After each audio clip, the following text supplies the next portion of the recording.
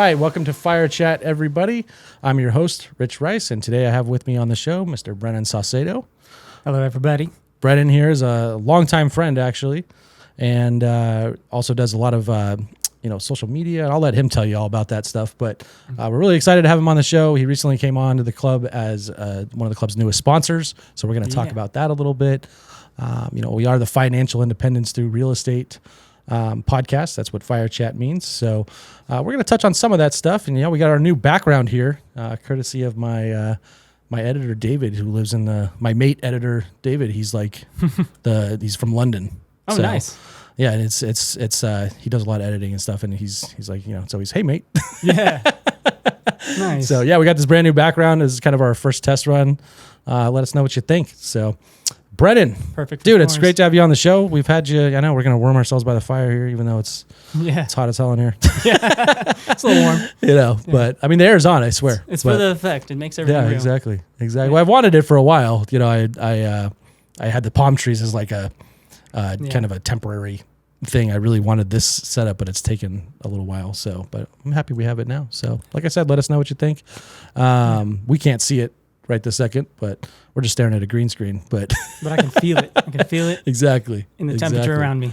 So, Brennan, dude, it's good to have you on the show. Good to be here. I know you've been all over the world, and we're working together now. So, and we like to keep these things just kind of off the cuff and natural. So let's start with financial independence. So, give us a quick intro on who Brennan is, and then why I know you're interested in financial independence and you're working towards that goal. So lay it out.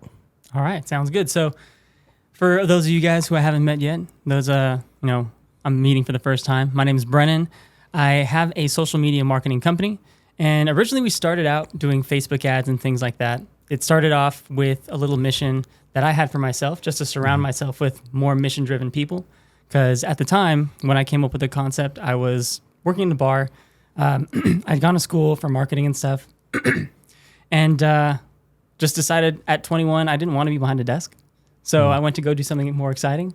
Got in the hospitality industry, became pretty, I don't want to say... I guess a badass bartender in San Diego. Yeah.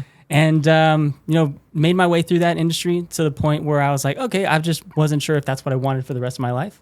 And then I was like, all right, let me figure out how I can get in touch with more mission-driven people that are more career-oriented.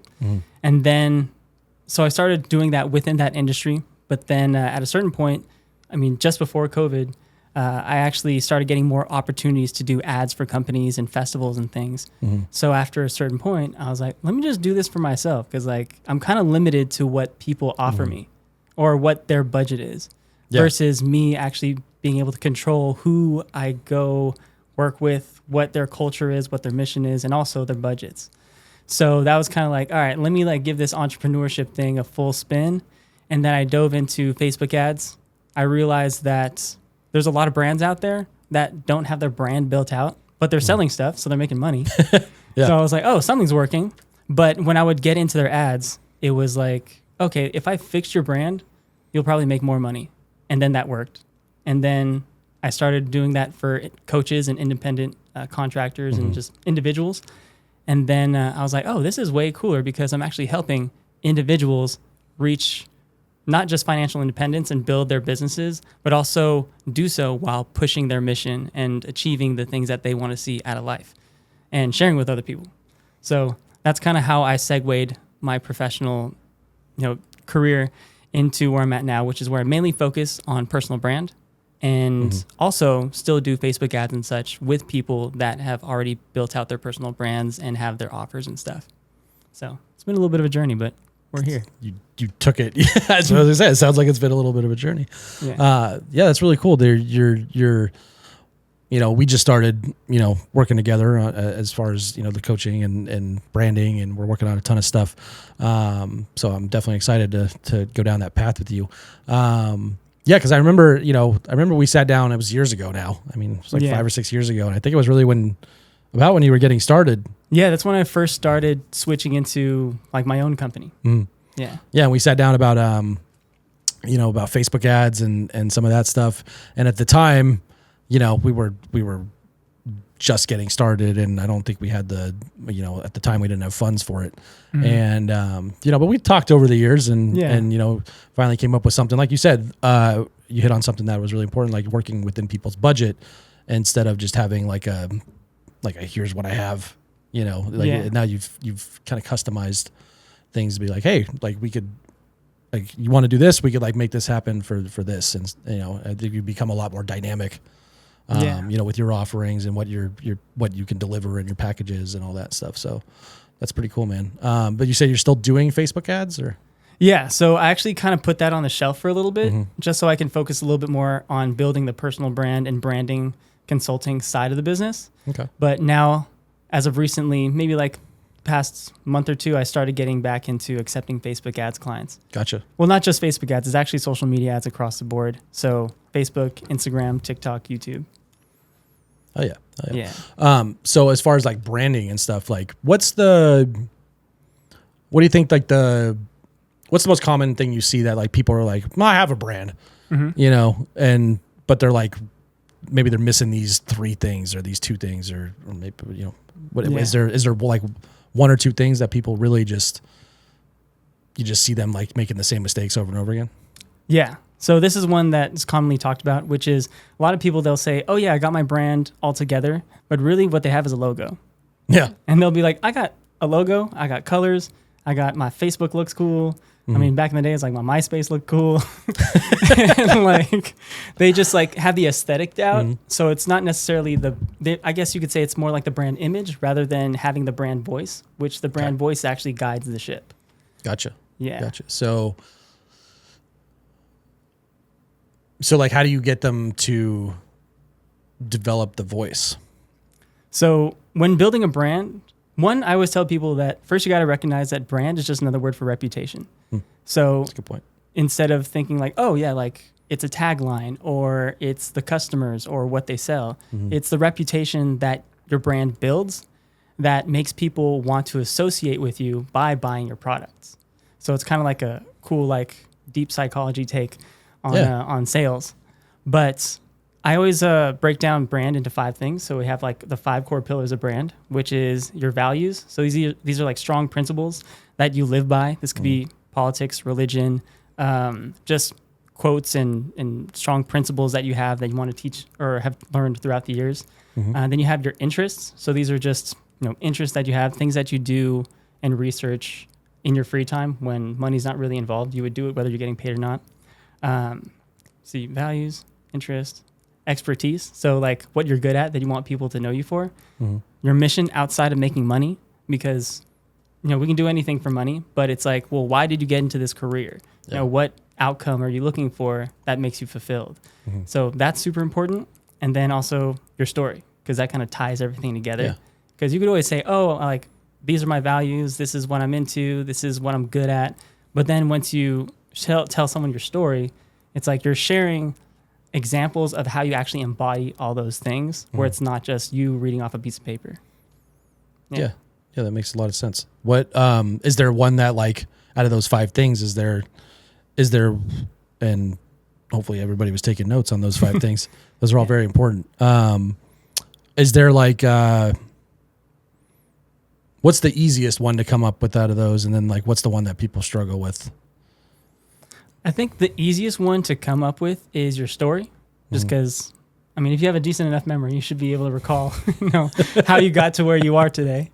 But also, that one's really easy because I always give people something called the hero's journey framework, which is, I mean, if you're into movies, scripts, entertainments, books, whatever, like most of the characters always go through a hero's journey, where it starts with like, maybe you have like a calling, maybe you're denying that calling, and you're just not stepping foot on it. Something happens to you to where like some kind of catalyst where you're just kind of like, okay, I've had enough of this. I need to go on this adventure. Then you have the first steps into the adventure. Then you have all the trials and tribulations that you go through, maybe some friends and foes that you make along the way that help you build character. Yeah. And then it comes to like training for the big moment, whatever that big thing is that you're leading up to. And then the actual facing of that challenge. And then of course, triumph. So you can, if you look back at your life, you could pretty easily come up with probably like 4 or 5 different, hero's journeys, whether it's like, my hero's journey in soccer or business or school. So that one's really cool because, you're just looking back at you and almost kind of like, oh, yeah, I did do that. Oh, yeah, like, you kind of like show yourself how much of a badass you are. Yeah. Yeah. And a lot of people don't like, they probably don't reflect on that all that much. They're just taking it day by day. Yeah. Or you think the things that you do are like normal. Yeah. Like it's, everybody does that. But then when you look at it, you're like, oh, no, man, I actually did some cool stuff. Yeah. No, I know what you mean. And I think the first time I heard this explained to me, it was like, I was using, I think it was this like website. It was like My Story brand or something. Mm-hmm. And it was telling that story, like and if you, once you laid that out, like, the hero or something happens, they meet the girl, then they go through they find the enemy, they got to fight the enemy. And then, and you start thinking about that and you're like, wow, that's literally like every movie. Yeah. Like you could just, I had Shrek popping in my head. Like he's in a swamp, he meets Donkey, then he goes, and then he goes on his adventure. You got to fight the dragon. Yep. Yeah. They're all pretty much, follow that, I guess it's a trope, but it's it's just a basic of good storytelling, I guess, how we tell stories as just humans. Yeah. So you're talking about taking that stuff and building it and baking it into your brand and not necessarily just, putting up a logo, like you said, because some people spend a lot of time on their logos, right? Mm-hmm. And then that's it. Yeah. And which is cool. Good logos do their justice. But but I would assume the best logos you would start to kind of, portray that brand also. Now I'm sitting here thinking about our logo. Like, this is our logo. you know, so so there's a lot of thought that goes into and you're basically saying like you're, and a lot of us, entrepreneurs and people that are, building business, sometimes you don't think about any of this stuff. Like you just want, I got to get the logo. I got to get the website up. I got to pick a color and then just roll. And it works up until like a certain point. Yeah. And then usually until somebody gets miserable, like, why am I doing this? Why am I dealing with all this crap? I can have somebody pay me. Yeah. So like if somebody comes to you like that, like you basically put them through these the 5-step program. Yeah, right. That 5-step initiation. Yeah. And you kind of roll it back a little bit. Like let's pump the brakes and figure out, revisit why you're here, why, is that how it works? Or for the most part, I'll kind of start off with like, well, why did you start this thing? What excites you about it? Why did you leave your other job, and start your own business? Like what, essentially kind of like trying to uncover, hey, what's your mission outside of making money? Like what's the actual end goal? Do you want more time with your kids? Do you want to just have awesome cars and be a YouTube superstar? Like what is it that you actually want? And then you can start to figure out exactly why certain decisions were made or not made, and then how they came to where they're at right now. Like, because some people, they start off with a strong mission, but then they just lose sight of that because they get distracted by life. Maybe they got hit with a big bill or something like that, and they're like, oh man, I just need to make a bunch of money. Instead of thinking of like, oh, like how can I actually help people with my product? And then that's actually going to get me to where my goal is. Yeah. And it's not just the owners, right?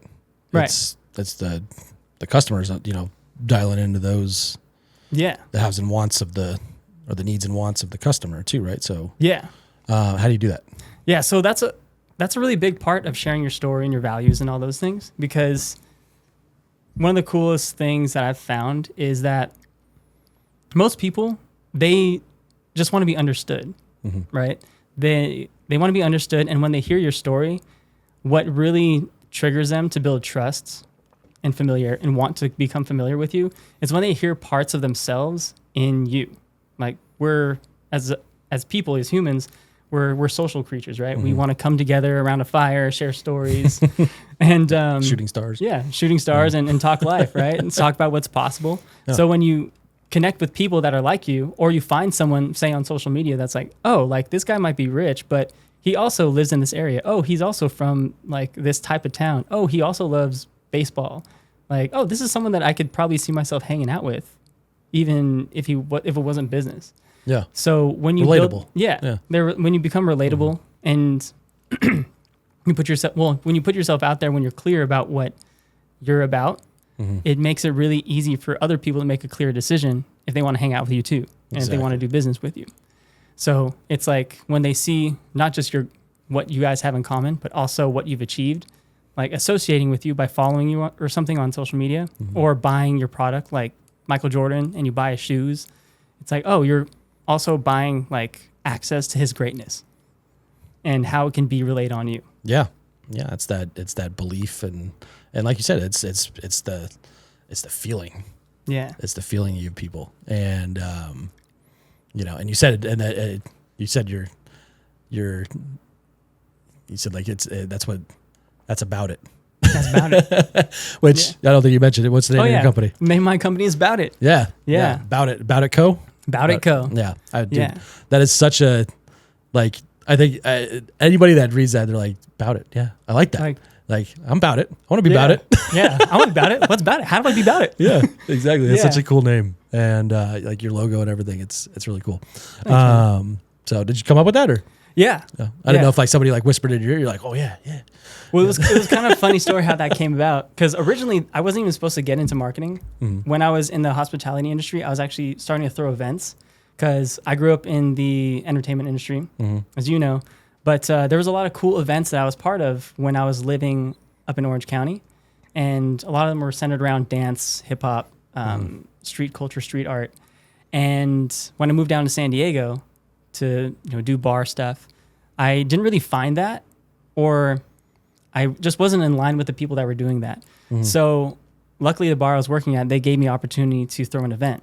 And my buddy I was living with at the time, he's a DJ, and he's like, yeah, man, like I'll DJ it. Like we can have this. We kind of put our heads together, and we're like, all right, who do we know would come to this? Because the problem is we haven't found anyone to hang out with that is into this stuff. But luckily a bunch of people came through. And then through that, I was like, oh, I actually want to start a magazine, because I wanted to, get more mission-driven people within my circle that are into arts and just creating culture. And so I got a group of people that were down to help me build an online magazine. We're coming up with names, and the come up was the original name, because we wanted to highlight artists that were on the come up, that were like, or artist, business, anything that's just really working towards something bigger. And then we found out that was taken. It's like a BMX magazine or something. Oh, really? Yeah. I was like, dang. And then we're talking. I just like kind of zoned out while everybody on the team was talking about it and brainstorming. I was like, what about it? Like every time we leave a meeting, we're always like, and we have something to do. Like, all right, cool. You about it? All right, cool. I'm about it. Yeah. And we're like, yeah, that's it. Yeah. Nice. So I was like, all right. That's a cool story. I remember, I totally forgot about that magazine, but I remember you telling me about that years ago. And at some point, were you going to name the magazine? Yeah, you were going to, the magazine was About It. Yeah. And then how long did you actually end up going through with that and doing like issues under About It, or? No, actually I just started interviewing people and coming up with like, I guess little blogs for those people that I interviewed. And it never really materialized into an online magazine, but I kept getting opportunities for events and marketing. So I just started doing everything under the About It name, because eventually I wanted to have big events that housed all the people that I would have in the magazine. So like if I were to interview like you and the guy that owns a barbershop and the girl that customizes sneakers, I would eventually like to have those events where it's like, all right, we're going to have a panel where business, real estate meets the barbershop business guy, and then also the sneaker customizing girl that has her own business, and let's just see what happens. Yeah. Yeah. So, and I love that the brand, the name, everything like About It, like it does personify you. Like it is your, because when I think of Brennan, I'm like, he's about it. Yeah. Always down, man. Yeah. You're like always down for anything, really. Yeah. And I mean, you've done all this, you've done all kinds of stuff. You've traveled. How long did you spend in Bali? Yeah. So I did 6 months overseas first. Like when I started getting consistent clients with my business, it was during COVID. So nothing was open. None of my friends were really doing anything because, besides partying. And I was like, all right, I had a little stint during COVID, partying a little bit, but I was like, okay, I can't do this forever. No. And then, nothing was just happening. And I was paying money for rent, like pretty decent amount of money for rent. And I was like, I'm just kind of throwing away money to not be able to enjoy the city. So I can't be about it. I'm just paying rent. yeah, I'm like, I'm not about this. This is something I'm not about. So I went ahead and decided to go travel to Thailand for 6 months because my buddy that I used to run with, or no, I still run with him every now and then. He's from San Diego. We're at a race. He's like, yeah, dude, you don't have a wife. You don't have kids. You don't have to be anywhere for a job. You can work in your pajamas. You should just go to Bali and hang out with all the other digital nomads. So I did. And I was like, did 6 months over there, 3 months in Thailand, 3 months in Bali, came back, reorganized, got my ducks in line, and then went back for another 4 months and just got back a couple months ago. And probably going to go back beginning of 2024 and start to look for a house over there. Really? Yeah. Really? Would you? Well, I guess we'll segue into real estate. What kind of like what's on the docket? Like what's going to be the bout at real estate play? Well, definitely want to get into short or midterm rentals. Okay. Internationally, starting in Bali because 1, it's affordable, and 2, you can have basically a house customized for you for a really, really affordable price. Really? Like built? Yeah. Oh. Like you can either have it custom built and work with the architects and stuff, or you can go to an agency where they have different layouts and they'll build it for you on the plot of land that you get. Wow. Yeah. Okay. So, and did you, when you were over there, did you like talk to people that are doing that, or how'd you find out about that? Yeah. So it's something that I found out about online. There's a creator on YouTube, Los LeBlanc. He's currently building a mega house, mega mansion out there. But there's people that do that all the time. Like investors come from Russia, Europe, China, buying property over there. And it's crazy. When you go over there, you'll see all kinds of signs like, hey, like built a new apartment building, like buy one, and it's a big investment opportunity. Like it's a big thing out there. But I definitely want to have it more so for a place that I can spend like half the year there, half the year here. Yeah, I mean, I'm assuming you could build like a duplex. Yeah. Or something. Yeah, you can build whole, like the rules over there, like it's like the Wild West over there. They're like, okay, you got money to build it, it'll stand. We got wood. Yeah. Sounds good. Build it. Yeah. Yeah. So what, like cost wise, I mean, have you gone down that path yet? Like to see like what it costs? Like what's the numbers like? Yeah, so it's cool because you can't really, well, this part's not cool. You can't buy land if you're not a citizen. So you do land leases. You got to do it to someone else that lives there. Yeah. You'll be a citizen someday. Yeah, one of these days. That's the plan, man. I'll be the king of Bali. But yeah, so ideally you would get like a 30, 50, or 100-year land lease. And then sometimes they have a house on it already. Or if you have it built, depending if it's like a layout that's already like pre-made, kind of like a tract home. That one, depending on how big it is, but you can probably do the land lease plus the house building for about $350. And that's like 2-story house, 2-3 bedrooms, pretty decent sized lot. Like 300,000 American dollars? I don't know. What is the currency in Bali? It's like, it's rupiah, not Indonesian rupiah. Yeah. Cause there's Indian rupiah, Indonesian rupiah. Okay. So like a 3-2 regular house. Yeah.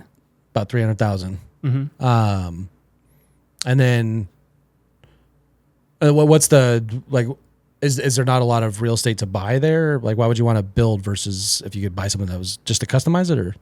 Just to customize it. Okay. Yeah. Because like, how many places do you go to where you can customize a house for less than $500,000? It's like, well, might as well. Yeah. Yeah. True. Yeah. True.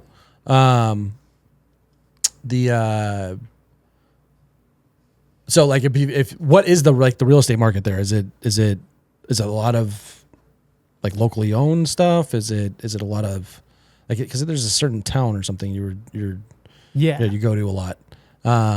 Is that like you said it was like a tourist kind of where the digital nomads? Yeah, it's like it's a hub. Yeah, for sure. And it's so like, is there a lot for sale already there, like that you could buy tomorrow, or is it like? Yeah, it's an exploding scene, real estate specifically, because you have It's crazy. Like when I say like it's a travel hub, that's almost an understatement, because you have a bunch of digital nomads that are working online that go there because they see what we all see on Instagram. You know, it's beautiful. There's lots of amazing places to go hang out over there, but also there's other digital nomads. So it's great networking for them. And when you're making Western money in a third world and living in a third world country on a third world budget, like you can do a lot of cool stuff. Yeah. So that attracts a lot of people. The weather and just like the overall climate attracts a lot of people, but also attracts a lot of people with money because not a lot of people have the nerve to actually make it out there. Yeah. Like for us in California, it took me, it's like a full day of travel, 24 hours from leaving my door to getting to my villa when I get there.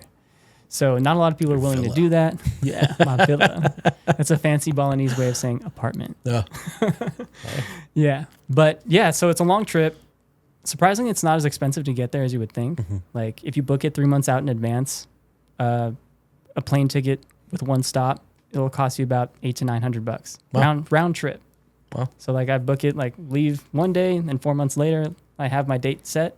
And yeah, it's like $800, $900 when like flying to Washington, D.C., like in a certain time of year, it's like $900. Yeah. Just like to go 4 or 5 hours. Yeah. It's surprising how little it costs if you aren't going on the, you know, the crazy, you know, holidays or like the desirable times, like when everybody wants to go, you know, how cheap it can get. Like it's, you know, we were looking at stuff to like Costa Rica, like in the middle of the not rainy season, in the middle of the dry season, which is like the opposite. It's like their winter is our summer. So so if you go during their summer or their winter when it's not, I don't remember. If you go in the off season, it's like, you know, it's kind of the same thing. It's like $300-$400 for a flight. If you go into the busy season, it's like double. Yeah. You know, but whereas like you said, to go to DC or New York, whatever, it's always like between at least $600-$700 to like $1,000, you know, all the time. Like it's, you know, never really gets a lot cheaper. So that's cool. There's and you said you midterm and short term. So would you be targeting like the people like yourself that would go out there for a few months? Yeah, for sure. Like me specifically, what I'd like to do is create a place that is pretty much set up for a digital nomad or a group of digital nomads. So another thing that's really cool is like you'll have digital nomads go out there maybe by themselves from different countries. They'll make friends because like it's crazy. The digital nomad community, like even though there's people from around the world, it's really easy to have like the same friend group in multiple countries. Really? It's insane. But so like one thing that I found is really cool is they'll basically make an Airbnb, like a big one, into an incubator. Well, they'll have like 4 or 5, 6 people staying in one place. The whole living room is set up as like a big workspace where everyone can like chirp back and forth and be like, oh man, I just figured this thing out on YouTube. Oh, what are you doing? It's like a cool, like just work hive mind. Yeah. So I would like to create a space where people can rent it out for themselves, maybe a couple or something, or even just having a small like incubator place that's like peaceful, serene. That's good focus. Idea. What it like is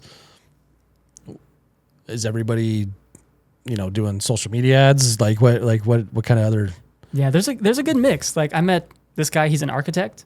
So he does digital renderings that he sends around to the world.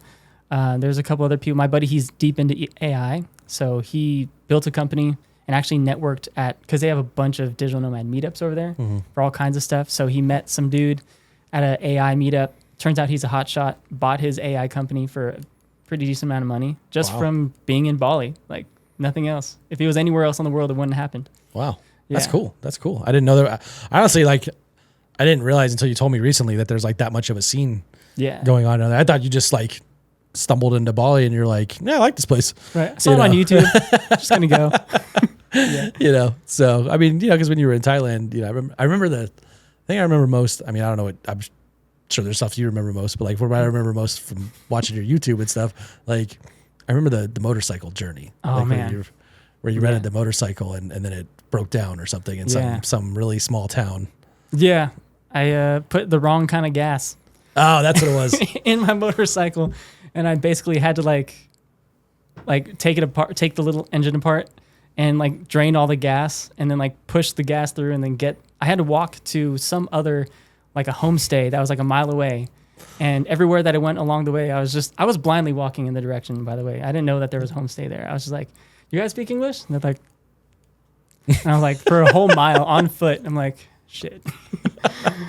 Then I finally found a homestay. They didn't speak English either, but I saw they had gas there. And I was like, motorcycle, petrol? And they're like, oh, that one. Then I found out, because where I got gas, it was just a red stall and a blue stall. One had literally just like a little pipe with no like label on it, like a Jimmy rig like tube. And then the other one had a proper gas like handle. So I was like, I'm going to use the one with the proper gas handle. Turns out that was diesel. Yeah. Yeah. So I got the right gas. Like had to like siphon my gas out. Which gas? And where were you? Like I was in the mountains somewhere. I was on my way from Chiang Mai to Pai, which is a really popular like motorcycle loop. It's about 3 hours or so. And I was just in the mountains. I was like, oh, I didn't even know Thailand had mountains with like, evergreen trees and just what you would see here in like Big Bear and stuff. It looked just like that. I know. It's amazing how much mountains all over the world look. Yeah, I'm like, oh, just they like all mountains, look the same. other mountains. Right. Yeah. But so I was stuck in the mountains, just like I felt like I was in like 7 years in Tibet or something. Like I was like, I don't know what I'm doing. How far were you from like the nearest like city? By bike, probably like an hour and a half. Yeah. Yeah, I was like just about halfway. So I was for real stranded. Yeah. How far did you make it with the diesel before it? Maybe like out? half a mile. Yeah, I was gonna say it doesn't take long. No. Just wondered what was sitting in your carburetor, probably. Luckily, I was on a hill when it like started messing up. I was like, I'm just gonna put in neutral and just roll there you down go. for as long as I can until I find a gas station. I mean, you probably wouldn't have noticed it at the time, but now that you've gone through it, diesel doesn't smell like gasoline, like just straight. It has like a different smell. Yeah, it has a different smell. So has a different taste. Yeah. You had to like suck it out of the. Yeah, you had to. I found like a tube at the homestay. I found a random tube that they weren't using, and I was like, all right, can I borrow that? They're like, I don't know. Yeah, man, that's I when I was in Hong Kong, and it's not nearly as good of a story with the bicycle or with the motorcycle. I didn't, but similar where I got on the wrong bus.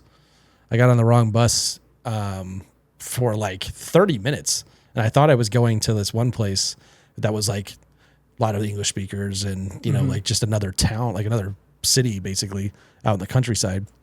And I got on the wrong bus.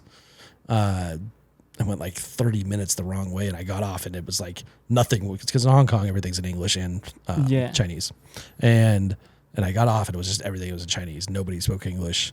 Man. I had no idea where I was. It was getting dark, and that's always scary. Yeah, thankfully, like this little old lady, like and I was, I stood out. Like I was like the only white dude that was probably tall, pretty tall, pretty tall with a beard, walking around this like little like rural village kind of thing, and I had no idea what was going on. And she was just, this little old lady just started yelling at me. She's like, she's pointing at the bus that was like, you could tell was about to leave. She's like, yeah. Like, and I was like, okay.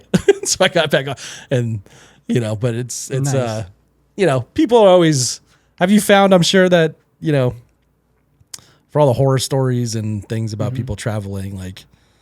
Yeah, it's not as scary or crazy as you would think. No, like every time I've gotten lost or felt like a little bit like a fish out of water, someone's always been like, it's way easier and way less stressful than you would imagine. I remember when I first went out, a bunch of people were telling me like, oh, get a cheap phone because people are going to want to steal it from you. Do this, do that, like. Just have all these safety measures in place, and then I get there, I'm just like scared, like shaking in my boots, like what am I doing here? The tether for your phone. And, a week later, I'm just like dressed like the locals, like have everything hanging out, my stuff's everywhere, like Thailand, baby. Yeah, exactly. Yeah, same thing. It was like a few days. I was like, all right, this is annoying. Like having to go into my money bag for every time, or like my phone. Every time I want to take my phone out, it's like in 3 different cases. I'm like, no. So, but yeah, man, where's So, anyways, back into like, so Bali's got it happening for some, if anybody's looking to do international stuff, Airbnb remote stuff. work, Airbnbs, especially because there's always people traveling over there. It's affordable. Cool. That's a big draw to it too. Like they have amazing restaurants in Canggu, which is like the main digital nomad hub. And people ask like, oh, like why don't they have restaurants like that over here in the States? It's like, well, they do. It's just that they're really expensive. And like the cost of building the place to make it like what your dream actually looks like it's hard over here. But over there, it's like, oh, there's less regulations and it's cheaper labor. And it's just more accessible. So the same thing goes with all the real estate too. Yeah, that's where a lot of a lot of the food scene here is like street food. Yeah. In other countries, and they like, and then like pho, like for Vietnamese, Vietnamese pho is like, it's like a street food that's like it's supposed to be dirt cheap. Yeah. And it's like bring it over here, it's like $18 a a bowl. I'm like, what? I did find a place in Apple Valley though that was really good, and it was still like $12. I was like, nice. oh, I'm coming back. Yeah. But I don't think my gas tank can handle that one. It's not that far. Apple Valley's not that far? No. Well, I mean, it's going to be. Yeah, it's not worth it for you to drive just to get fast. No, I get it. Yeah. So, well, you have to come up there sometime. Look at some real estate. When I'm on my way there, for sure. When you're on your way to Vegas. Yeah, so, true. But all right, so let's go back to like financial independence, because we started to talk about that being a goal, or when you left the bar scene. Which do you do any of that anymore? Or? The bar stuff? Yeah, a little events, bit actually. Yeah, I'm starting to work with a couple brands, a couple brands that are in need of some brand help. Yeah. Okay. So kind of circling back into that and starting to work with like brand reps and higher ups in the company that wants to round out their brand, so that way they could stick out in the saturated market of spirits. Yeah. Nice. Because you see like what The Rock is doing. He's got because you see what The Rock is doing with Terramana. No, what is he doing? He's got Terramana tequila, and like it's actually become the fastest growing spirit ever. Really? And it's all off the back of his personal brand. So it kind of goes to show you like, not Patron didn't do that. Jose Cuervo didn't do that. Every other like popular tequila that you know of didn't do. They were just all banking on the name. Yeah. They never really. Yeah. And those are like multi-generation tequila makers. But you have The Rock, who's The Rock. Yeah. Got a big brand. Everybody knows who he is. He says, hey, drink this tequila. It's got 0 calories. And then it's like, I'm going to drink that. It's got 0 calories. That's cool. I didn't know that. I don't know if it actually has 0 calories, but it's got some health. I think like super strong spirits like that, like just straight. I mean, like spirits are low on. Like I don't think there's really any calories in vodka. Maybe there is. I don't know.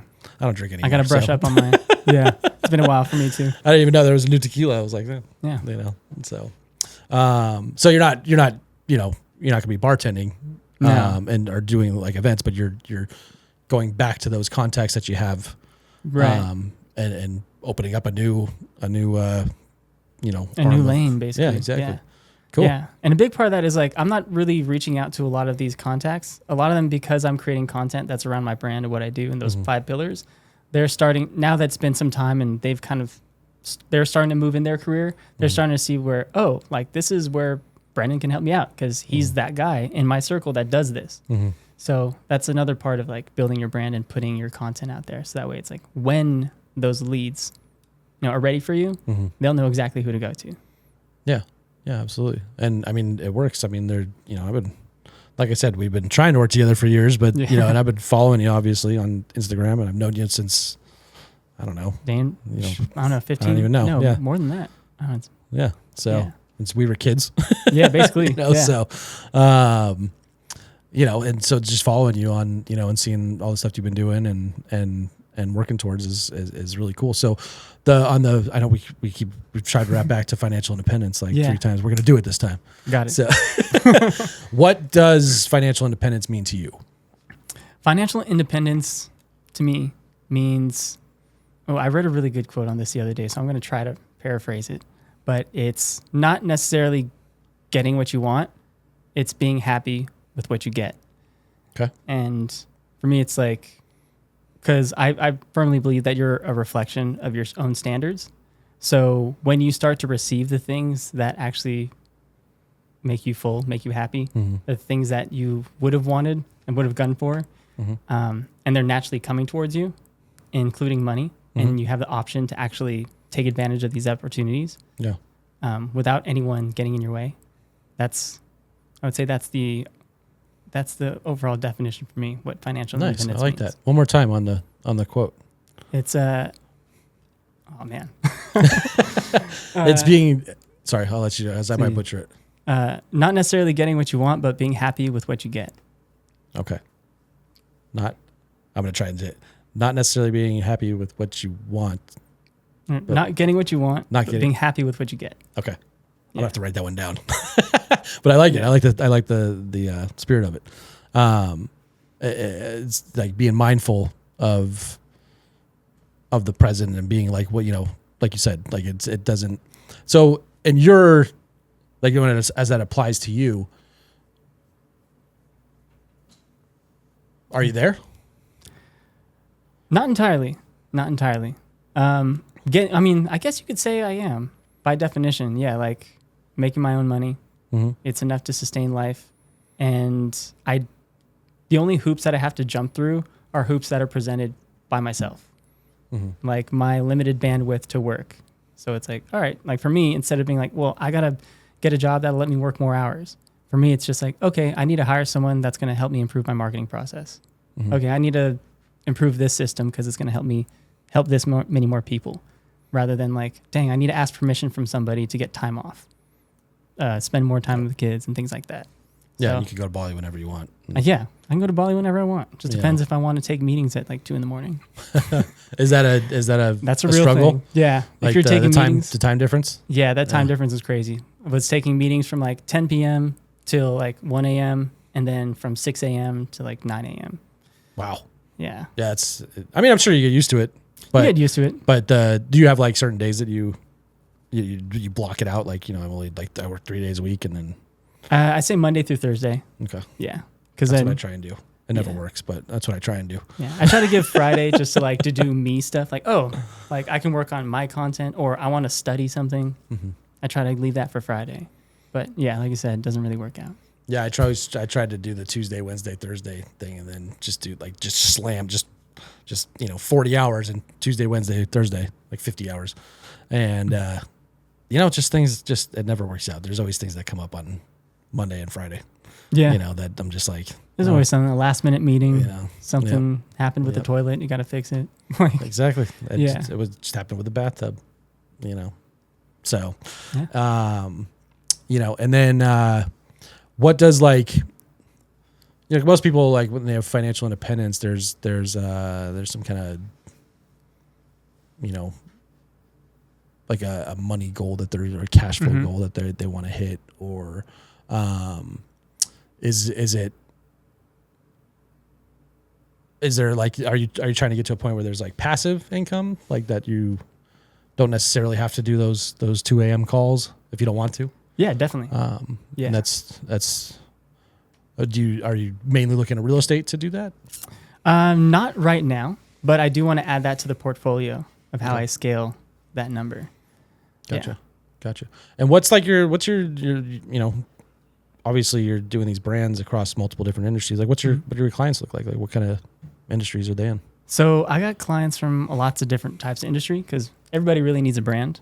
And kind of to touch on financial independence, like how that is, it's kind of like it's not a tangible thing all the time. That means something different for everybody. Mm-hmm. So everybody needs a brand and finding out how to achieve that for themselves. So the way I kind of niche down and say who I work with specifically, I just say that I work with niche experts. Mm-hmm. So people that they might be really good at what they do, they just don't know how to start their own business, or they've started their own business and they've hit a wall. And then I kind of dive into the business, help clear up the brand, clear up some systems, and then scale that for them. And I say that I work with niche experts because the same principles work across the board, right? Pretty much almost every business follows the same rules. There's the same frameworks, right? And the same thing goes with any brand or expert that's trying to turn their skill into a business. Because unless you have systems that work for you, you're just a glorified contractor. Yeah. So brand is part of those systems that help actually put yourself out there, your skills out there, so people know exactly why they should reach out for you, and then let your social media work for you. So that'll help you gain a little bit of independence on that part too. Yeah, absolutely. What's like past clients, current clients, like what kind of industries are they in? Right. So I have a couple clients that were motivational speakers. One of them actually went from when we first started 2,000 followers. Now I think he's touching about 200,000 followers. And that was, we signed on last November. So it's been maybe 9 months? Mm-hmm. Yeah, 9 months. Got him to 200,000 followers. We have a interior designer. She's booked some pretty big clients, got some, pretty big clients consistently. And now she's like, I did a little student interview with her the other day. And she's like, yeah, like I actually know how to turn on and off my lead flow now. Like I was like, that alone will solve like any business. That's like any business owner's dream. Yeah. Turning when on. you're just like, okay, I'm good. Yeah. Like, and then when you're ready again, you just turn it back on and you get it. Oh, good for her. So I was like, bam, perfect. And let's see, what else I got? Yeah, I got some brand ambassadors for spirits brands. I've got, let's see, oh man, I forgot exactly how to word this guy's thing. He's a financial advisor, but also a music vendor, or not music vendor, but like music venue, like consultant. So got that.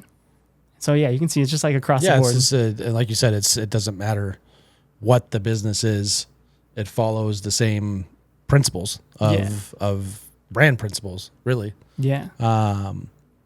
So. Yeah, and I just personally like working with individuals rather than big companies that are probably like getting drop shipping from China. Yeah. Just like creating pollution. A whole army of you know, marketers and so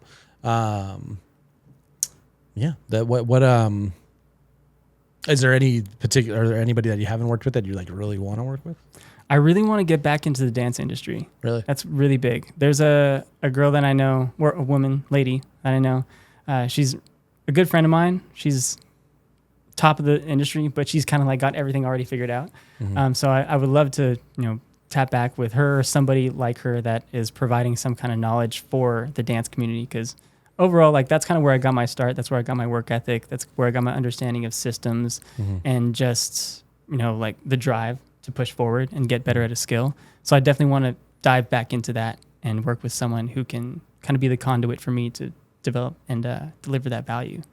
Awesome. Yeah. Awesome. And I mean, how long did you dance for? It was about 15 years, like professionally. Yeah. Yeah, I mean, you weren't just rocking out in your bathroom. Yeah, like it was before TikTok, so I didn't get to do the little dancey things. Yeah, but yeah, I started at 10. I got my first professional job at 10, and then I think my last professional job, I was probably about like 27. Yeah. Yeah, and you worked at Disneyland for a while. Yeah, I worked with Disney for a while. I worked with Insomniac, the company that does all the raves and stuff. No. So I worked with them, traveled around a little bit with that. And a bunch of like commercials and music videos when I grew up. Yeah, so I mean, you were very disciplined from a very young age. Yeah, and that's obviously served you well. Yeah, through life, really. So yeah. And are there parallels to dance like that you've used, in your professional? Or that was a professional career, but like, you're now what you're more doing like, now. I guess business-oriented career. Yeah, definitely. I mean, like I said, like the systems, the work ethic, the drive to actually pursue it. Because I think it was Steve Jobs that said, like, you need to be passionate about what you're doing, because any normal person would give up when they're running a business. But because you're passionate, you're willing to go through the hard crap in order to get the success. So that's definitely one thing that I didn't realize that was instilled through dance, because it was a passion of mine, or still is a passion of mine. Like whenever we put on music, it's kind of hard for me to not groove out. But just like knowing like, okay, this is a thing that I can't really turn off.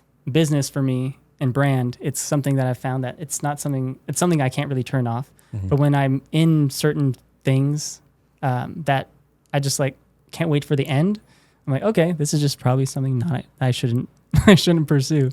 So it's helped gain that awareness, helped gain my understanding of systems, and also just one thing I always tell people, like my first personal brand job was when I was dancing and acting, because you create character profiles so that way your agency knows what kind of jobs they want to send you on, right? Yeah. So you got to get very clear on what kind of jobs you want, how you act, what type of language you use, and what type of audience you want to play to.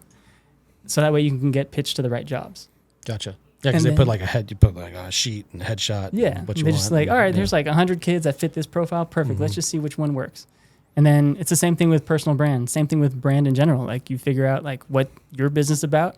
You figure out what kind of audience you want to reach out to, how you can help them, how you can serve them, bring value to them. And then you just go and do it. And then it makes it easier for them to realize like, oh yeah, this is the person I want to work with. Yeah, absolutely. Yeah. So like when like, because you've taken all this stuff. I mean, you've taken what you've learned in dance and professional as a bartender and all this experience that you've had over, multi now careers. Yeah. And you've figured out a way to like basically help other people do that in a consulting type of atmosphere. Like what, like you get a new client or like somebody's interested, what can they expect? Like, what's their initial, within a week, within a month, within 6 months, like what is it like that they, are going to have like working with you? So let me see if I can break this down like a time frame. But I guess you could say month 1, we're going to get really deep into your mindset. Like figure out what is it that brought you here? What are your fears? Like a lot of people have like fear of failure. Fear of success was one that I started running into that I was actually surprised because it's like a lot of people, they'll think, oh man, what if I end up getting a bunch of clients, but then I can't serve them or I fall short. Like I end up pitching myself too far and then I burn out. So that's one. So like diving into those fears that you have that usually are like keeping you from actually doing the thing and basically getting in the way of your success, figuring out very clearly like what you actually desire. So diving into that mission outside of making money. So that way you have a reason for what you're doing. Because I mean, I hear it from everyone and even myself. It's like, oh yeah, you make money and like, it's cool.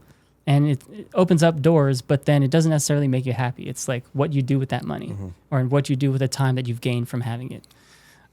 So really dive into the mindset. That's like first month. And I feel like that's been a major contributor to pretty much all my clients' success. Because like people always tell you, like in a Disney kind of sense, like, oh, if you believe, you can achieve. But it's true. Like when you really believe like, oh yeah, I could turn this video platform into a $1 billion company and then buy the Mavs, you become Mark Cuban. Like, so it's like, yeah, like the belief is super important. So we've handled that first month. Second month, we dive into your brand. So figuring out those 5 core pillars. So your values, interests, mission outside of making money, expertise, story, get that all in line. And then from there, we dive into offer creation. So people usually have an offer, but if they don't have an offer, we'll take that from ground zero and be like, all right, cool. Like based on your mission outside of making money, your personal brand and your interests and what you're good at, like let's figure out the best offer or the best. And when I say offer, it's basically just like the thing that you provide in exchange for value, right? That value could be time, could be money, whatever. But just figuring out, okay, like what is the problem that you can solve for people? Who are the people that you can solve it for? And what's the best way for you to deliver that? And even if you have an offer already, it's just like, all right, let's go through those 3 things to figure out how do we make your current offer better, whether it's like more clearly put so you can understand and communicate that better, or just deliver that in a much better, more efficient way. And then once we have those things in order, we go to the marketing part, which is where all the social media stuff comes in. Those marketing principles, getting very clear on your message, and then being very clear on how to communicate that. And then we'll get into sales. So like how to reach out to people properly without sounding like a sleazy salesman, while being like, hey, like we're having a conversation. I'm trying to help you out. I'm here for you. What's your problem? Where do you want to go? What's getting in the way? Cool. Let's hop on a call. And then from there, you have like the actual sales call. And that's, so within that like 4-month period, four-month period, for the most part, you're set up for everything that you need to like have a proper business and scale it with minimal cost. And like pretty much all the tools that I help people use are free. I use mostly free tools still. Yeah. Yeah. And I'm like, so it's not like they get what they pay for. It's not like they got to go spend another, $10,000 on like proprietary software. Yeah. And I mean, you could if you want. I'm like, I'm not going to point you in that direction, but yeah. Well, cool, man. I mean, we're just getting started. I'm excited to go through that process with you. And we're pretty much out of time. So, but if other people want to go through that process, or you need a brand that needs some retweaking, or just revamping, or just really just building from scratch, and you like what you're hearing from Brennan, which I don't know why you wouldn't. How do people get a hold of you? So my main communication channel right now is Instagram. So social media, go figure. You can find me at @boutit_Brenns. So Boutit is BOUTIT _BRENNS. And then, just reach out to me there. Shoot me a DM. I'll get back to you as soon as I possibly can, and we'll see what we can do together. Right on, man. Yeah, check him out. He's the, like I said, the new sponsor of the club, and we're really excited to have you. Really appreciative of everything you've done already, and we're really, really looking forward to moving forward. So it's going to be a good journey, and I know there's a lot of stuff we do well and a lot of stuff we need to work on. So I know you're going to be there to help us. So yeah, man, I'm excited. Appreciate it. So @BoutItBrenns _Brenns. So @Boutit_Brenns. I'm sure they could just Google it too, and it'll bring you right to it. You got a pretty big presence. I like to think so. Yeah, it's usually like the first or second one that pops up when people search. So right on. Not to brag. Well, that takes us to the end of our show here. This has been the FIREchat podcast. Again, I'm your host, Rich Rice. If you want to check out more about the Inland Empire Real Estate Investment Club, you can go to IEREIC.org. Again, that's IEREIC.org. We do like 3 events a week. And if you want to join me on the podcast, there's a link for it on the website as well that you can sign up and be a guest. So hope to have you at an event soon, and we'll see you next week. Thanks, everybody. Thank you, Brennan. Thank you. My man.